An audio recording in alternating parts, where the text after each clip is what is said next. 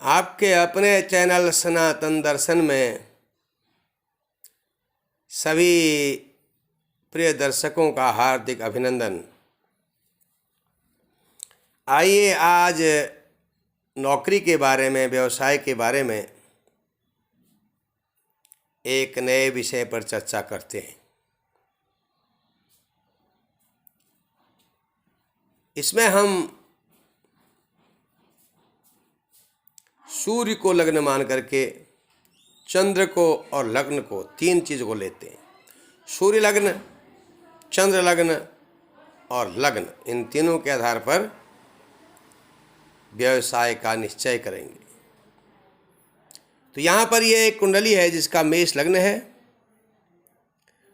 और मेष लग्न से अगर हम देखते हैं तो दसम स्थान में मकर राशि है और यहाँ बुध बैठे हुए हैं। और अब हम चंद्र लग्न से देखते हैं तो चंद्रमा से गिने 10वां स्थान, 1 2 3 4 5 6 7 8 9 10। दसम स्थान के स्वामी बुध होंगे, क्योंकि यहाँ मिथुन राशि है। मिथुन और कन्या के स्वामी बुध होते हैं। तो यहाँ जो है दसम स्थान में चंद्रमा से कोई ग्रह नहीं है, लेकिन मिथुन राशि है। अब हम सूर्य से देखते हैं। यह देखिए यहाँ पर सूर्य है, 1 2 3 4 5 6 7 8 9 10। तो दसम स्थान पर यहाँ पर चंद्रमा बैठे हुए हैं। लग्न से दसम में बुध है, चंद्रमा से दसम में कोई ग्रह नहीं है, मिथुन राशि है। और सूर्य से दसम में चंद्रमा है। तो एक सिद्धांत है कि दसम भाव में जो ग्रह बैठा हुआ हो वही कार्य, उससे संबंधित कार्य, नौकरी, व्यवसाय, व्यापार, रोजगार आदि उससे ही होना चाहिए। ये एक सिद्धांत है, ऐसे बहुत सारे हैं जिनकी आगे चर्चा करेंगे आने वाले दिनों में। तो लग्न से दसम स्थान पर बुध है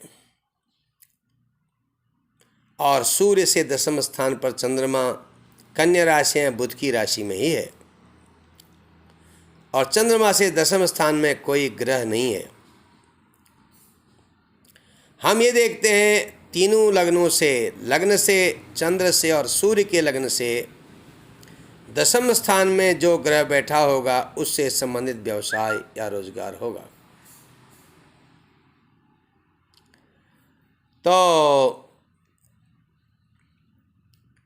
हमें ये देखना है कि लग्न से दसम स्थान में बैठा हुआ ग्रह बलवान है या चंद्र से दसम स्थान में बैठा हुआ ग्रह बलवान है, अथवा सूर्य से दसम स्थान पर बैठा हुआ ग्रह बलवान है।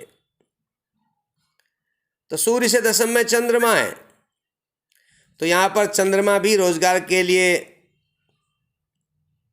जिम्मेदार है, और लग्न से दसम में बुध भी जिम्मेदार है। तो हमें इस ग्रह, अब यहाँ पर चंद्रमा और बुध की स्थिति देखेंगे। चंद्रमा अगर नवांश में बलवान है, जैसे चंद्रमा नवांश में कर्क राशि में आ गए, वृष राशि में आ गए, मेष राशि में आ गए,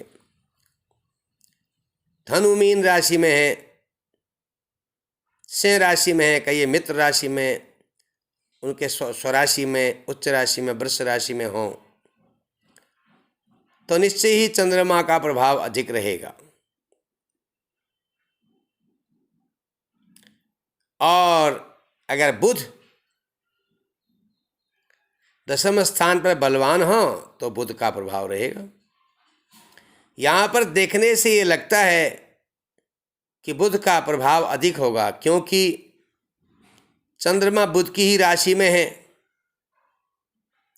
और चंद्रमा बुध के प्रभाव में है, क्योंकि जिस राशि में चंद्रमा होते हैं उसके स्वामी की तरह उसका स्वभाव होता है।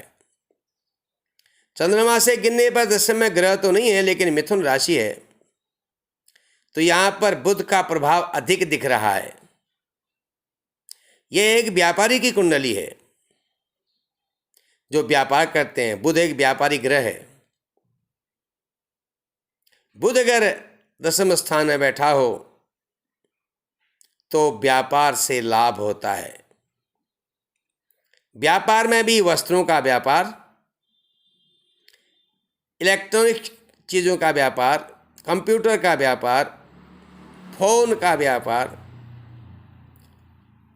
लिखने पढ़ने वाली चीज़ों का व्यापार, ये सब बुध का होता है। तो बुध यहाँ पर प्रभावी ग्रह है।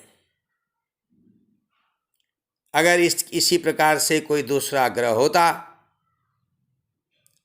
तो उसके आधार पर यह कार्य तय किया जाता कि भाई क्या व्यवसाय आदमी करेगा। हो सकता है चंद्रमा से भी कभी बलवान हो। माना चंद्रमा से यहाँ पर दशम स्थान में सूर्य बैठ जाते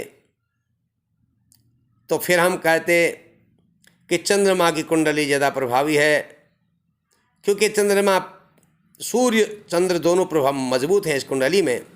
चंद्रमा चौथे भाव का स्वामी है और सूर्य पांचवें भाव का स्वामी है। तो अगर दशम स्थान में सूर्य होते तो हम ये कहते कि ये प्रशासनिक क्षेत्र में जाएंगी, क्योंकि सूर्य यहाँ पर प्रभावी माने जाते। अगर सूर्य से दशम में यहाँ पर मंगल हो जाते तब भी हम कहते कि प्रशासनिक क्षेत्र में जा सकते हैं, होटल और टूरिज्म के फील्ड में जा सकते हैं, फौज में जा सकते हैं, आदि आदि बातें।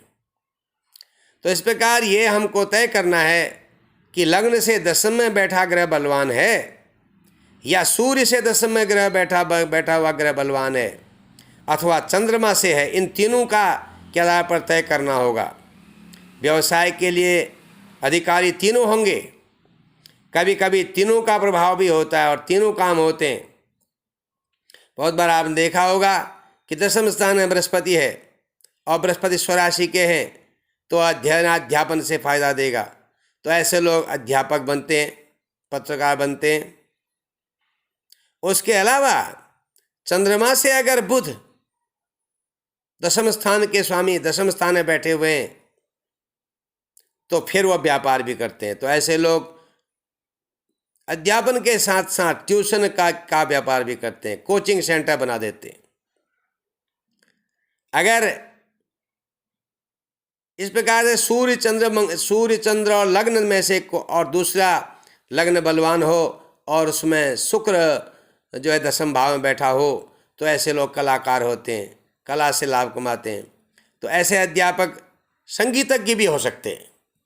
तो इस प्रकार से तीनों का प्रभाव रहता है, लेकिन मुख्यतः जो ग्रह ज़्यादा बलवान होगा उसी का प्रभाव होगा, उसी से संबंधित मुख्य कार्य आदमी करेगा। तो आगे भी इस प्रकार के और वीडियो अभी आप व्यवसाय के बारे में देखेंगे। हर हर महादेव।